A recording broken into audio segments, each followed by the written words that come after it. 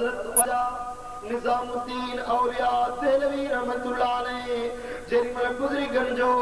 दुनिया ता इंतकाल जो वक्त करीब आयो आ दुनिया ता पर्दो फरमान जो टाइम आयो आ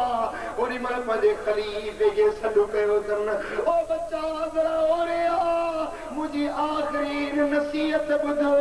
मुझी आखिरी वसीयत बुध इने दे जरूर अमल कर जाए जेरी मल खलीफो बैठो अची बैठो आ साईं फरमान था जेरी मल आम मरी वना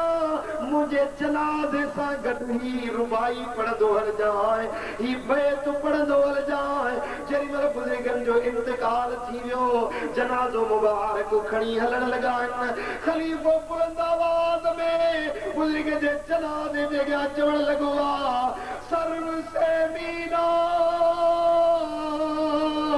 बसहरा में रवी सख्त बे मेरी के बेमा में रवी ओ मुझा सुना अजु काने जो वनी अजु केड़े सफर ते जो वनी अजु केड़े वतन जो इरादो कयो थई केड़ो न बेरहमी जो मुखे अकेलो छडियो अजु काने जो वनी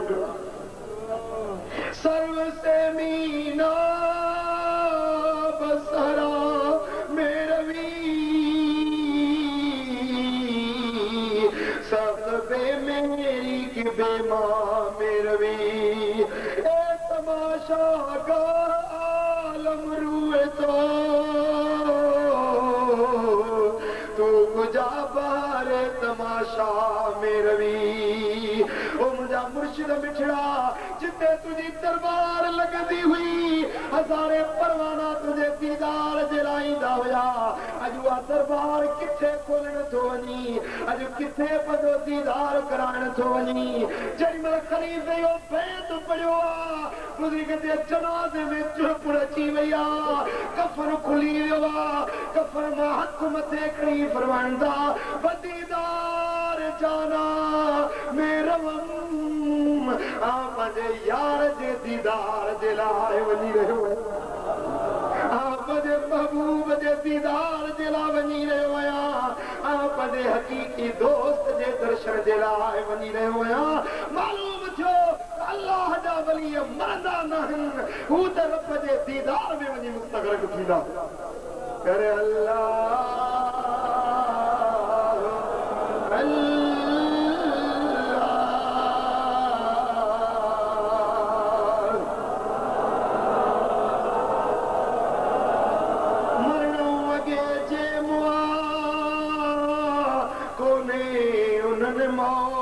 मौत अला इन्ना ला यमूतून पानी थियन न पौत चोबियुन संदी जोत कायम आहे कौनैन में मुंहिंजा दोस्तो अल्लाह जा दोस्त जे मज़ारनि में वञी आरामी थियनि मगर उहे पंहिंजे क़ब्रुनि में बि ज़िंदा ई मौजूद हूंदा छो त हुननि पंहिंजी जान अल्लाह जे नाले तां कुर्बान करे छॾी पंहिंजो सिर साह हक़ीक़ी महबूब जे मथां घोर करे छॾनि अल्लाह जी ज़ात वरी उन्हनि खे अबदी ज़िंदगी अता करे छॾी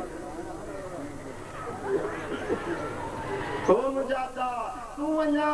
इश्क में तो पैर पातो ई कोन्हे को मोहबत जी वादीअ जो अञा तो सैर कयो ई कोन्हे को